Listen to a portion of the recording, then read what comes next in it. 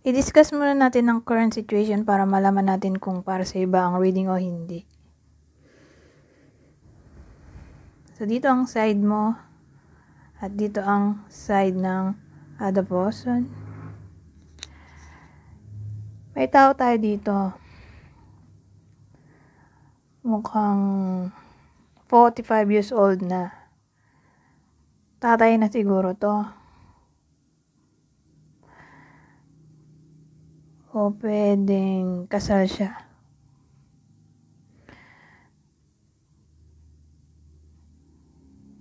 May balikan na nangyari o reconciliation. Masaya sila ngayon.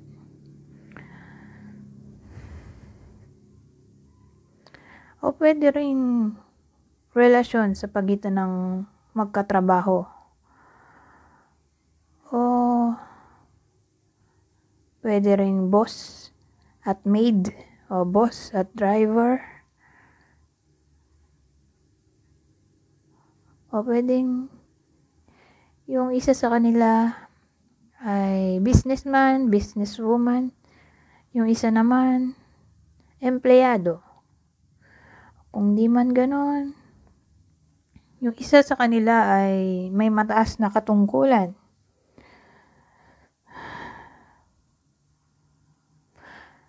Anyways, kung ito ang kwento mo, let's proceed. Punta tayo dito sa side ng other person. Kasi dito, sa current situation, hindi pa natin masabi kung sino yung bida. Pero mamaya, sasabihin ko kung anong feelings ng partner sa iyo at sa other person. Pero sa ngayon, current situation lang kasi to, kaya hindi ko pa masabi kung kaninong energy. Basta dito may nag-iisip. Nag-iisip kung ayusin pa ba ang relasyon niya dito sa partner niya. Pero tingin ko partner mo to, na nag-iisip kung bubuhayin pa ba ang relasyon niya dito sa other person. Kasi masaya na siya sa iyo. Saka nagbalikan na kasi kayo. So ano pang sense nitong other person?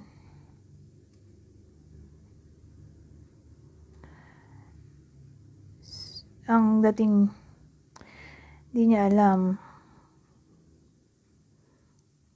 kung ayusin pa ba niya yung connection nilang dalawa. Pero again, partner mo to. Feeling ko partner mo to. Pumunta na tayo ngayon sa current feelings ng partner mo sa iyo.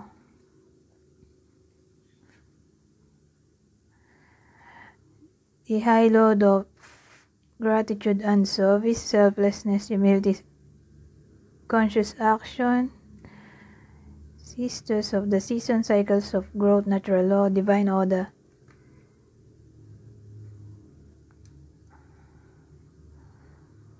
Di pala kita. The sun dances, joyful activity, celebration of life, abundance. Current feelings sa iyo.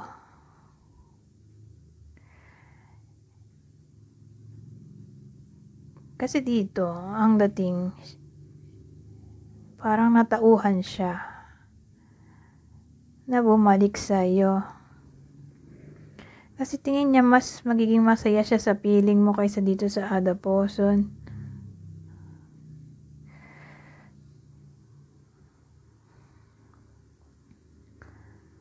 So yan, current feelings sa iyo. Yun ang reason kung bakit din bumalik siya. Kasi tingin niya, tama to. Ito yung tamang gawin. Bumalik sa iyo. Buhayin ulit ang connection nyo. O tingin niya, ito ang tamang gawin na bumalik sa iyo. Kasi tingin niya mas magiging masaya siya sa iyo. Ngayon, pumunta tayo sa The person, current feelings niya. To the Metal King, discipline, ama, boundaries.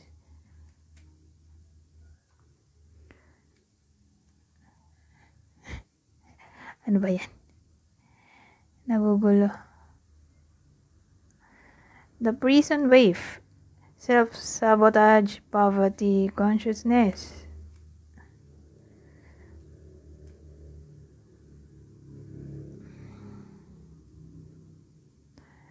The ringmaster of scrutiny, discernment, clear vision, details.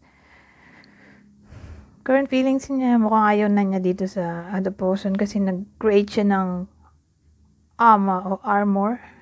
God did yung feelings niya. In short.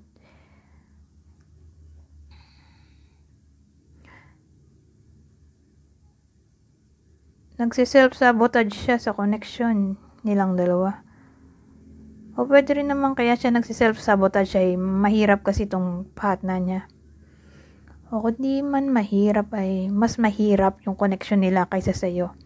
Sa inyong dalawa. I mean, mas mahirap. Kundi siya literal na mahirap ay mas mahirap yung connection niya dito kaysa sa'yo.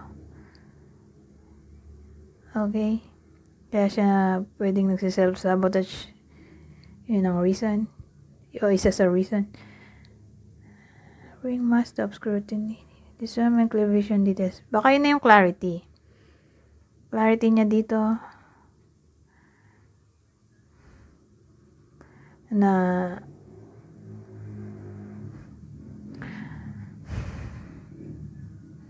parang clarity. In a way na na-realize niya nalayuan na itong other person kasi nga nagsiself-sabotage siya sa connection nila siguro dahil mahirap nga yung na niyang itong other person o mas mahirap yung connection nila kaysa sa connection nyo. Ngayon, other info. May clue tayo dito, liar. Be careful of someone sneaky. Move on. Someone is unavailable, a waste of time. It's over. Intimacy. So, ang dating sa akin, kung sakali na magloko na naman siya at maghanap ng iba o bumalik siya dito sa other person, iwan mo na. Okay? Kasi itong partner mo, ito lang ang gusto niya sa relasyon. Sexual chemistry. Mapasayo dito sa other person o sa susunod na magiging karelasyon niya. Parang di niya alam kung ano ang totoong meaning ng love. Ito lang ang gusto niya. Sexual chemistry. Other info ulit. Pregnancy.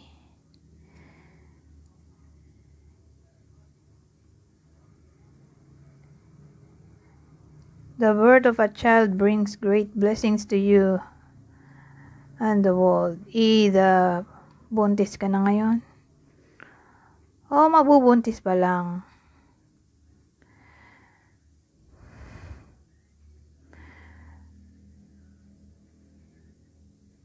Pero ang dating kasi sa akin, kung ganito na sinungaling yung partner mo, tas mabubuntis ka, parang malaking mistake. So, be careful. Okay? Kasi, tandaan, ito lang gusto niya. Sexual chemistry. So, ano pang product niya? Di pregnancy. Kung di ka sure sa partner mo, always wear contraceptives. Lalo kung ganyan nga na may history siya ng pagiging sinungaling. Kailangan mong maging cautious. Kasi baka mabuntis ka. At baka pagsisiyan mo sa bandang huli. Pero hindi naman necessarily na pag nabuntis, aayawan yung anak. Siyempre, yung anak ay magsisilbi pa rin cause ng happiness. Pero again, kung ayaw mo nang mabuntis, di ba? Kung di ka sure, wear contraceptives. O kung di man ikaw to na mabubuntis ay someone na malapit sa iyo, o pwede rin namang ibang tao at hindi tong partner mo yung makakabuntis sa iyo. Sabi dito, new home. Moving is a step in the right direction for you. Yung iba sa inyo ay magkakaroon ng bagong bahay. O pwede rin namang kung ibang tao yung makakabuntis sa iyo, ay titira na kayo sa isang bubong. Magsasama na kayo.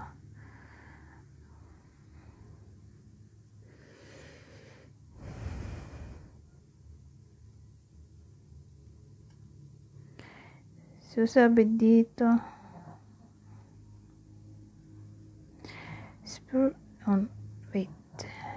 spiritual, malabo pa rin. Spiritual teacher, your life purpose involves teaching others about healing and spirituality. Ang mission mo dito sa earth ay maging spiritual teacher para mag-share ng wisdom, knowledge tungkol sa spirituality o kung paano mo matutulungan yung ibang tao gamit ang iyong wisdom o knowledge. Ngayon, ito na ang final card. Anong advice sa iyo sa connection na to?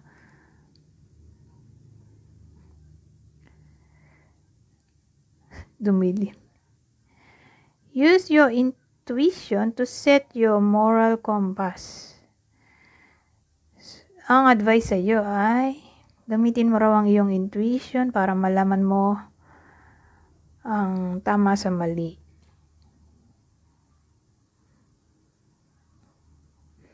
Anyways, pumunta naman tayo sa clue. Magbibigay ako ng 8 clue. Pero wag masyado mag-pay attention dito dahil dagdag info lang mga to. Ang clue ay pwedeng vice versa. Kunin nyo lang ang clue na sa tingin nyo ipar sa inyo. Maputi. Letter C. V. So may letters tayo dito, C at V. Pwedeng sa nickname o whole name mo, partner mo, o ng other person.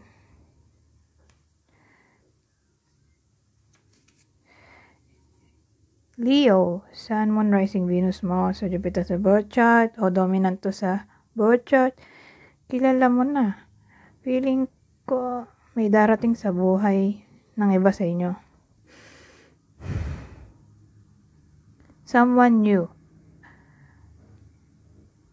At yung someone new o magiging bagong karelasyon ay kilala nyo na. So, kung sakali man na yun nga, magloko na naman tong partner ng iba sa inyo, sabi doon, move on na, di ba? Pag nag-move on, may darating na bago sa buhay. At yung someone na yun ay kakilala. Okay, kakilala na. Hindi ito stranger na hindi pa nakikilala. So, yung new partner, mukhang kakilala. Pwedeng friend, acquaintance, co-worker, basta kilala na. Hindi siya yung someone na walang idea kung sino yun. Kundi kilala na. Okay? At yung taong yun mukhang taga-Pilipinas lang din. June. Kung hindi memorable ay pay attention sa buwan na yan. So, yung iba sa inyo, yung darating na bago dito, makikilala sa June. Pwede rin. O pangalan siguro to. So, again, kung hindi memorable ay pay attention sa buwan na yan. Ito, sorry. Ang dating sa akin, if ever, na magloko yung partner. Ulit. Eto, darating yung panahon na magsusorry siya sa iyo. Kaya lang yung advice natin dito, use your intuition to set your moral compass. Gamitin mo raw yung intuition para malaman mo ang tama sa mali. Ang dating kasi, magloloko na naman siya dito. Tapos hihingi ng sorry. Choice mo yan. Kasi decision to. O kung babalikin mo pa ba yan sa buhay mo? Kahit na ganyan, paulit na lang ginagawa niya. Pero kung yan ay hindi na first time, second time, third time na, malaki chance move on na. Hindi actually, na to. Advice na talaga move on. Kung magloko siya ulit, move on na. Mag-sorry man siya, mag-move on ka na. Kasi second time na diba? Okay lang kung first time, kaya second time. Lalo na siguro kung third time, fourth time. OMG. Wala nang pagbabago yan. Paulit na lang. Pero again, kung first time, sana okay lang. Kaya lang, second time na to kasi may presence na dito ng other person. Kung uulit man siya, di second time na. Kung second time na, di move on na.